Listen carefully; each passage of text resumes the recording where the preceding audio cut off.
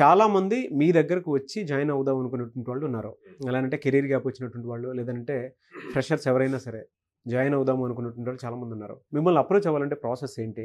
So మమ్మల్ని approach అవ్వాలి అంటే స్క్రీన్ మీద కనిపిస్తున్న నెంబర్స్ కాల్ చేయొచ్చండి. నేనైతే కనుక డైరెక్ట్గా ఇన్స్టిట్యూట్కి విజిట్ చేసి మా స్టూడెంట్ కౌన్సిలర్స్తో మాట్లాడి వాళ్ళకున్న డౌట్స్ అన్ని అడిగి క్లారిఫై చేసుకొని అప్పుడు డెసిషన్ తీసుకోమంటాను.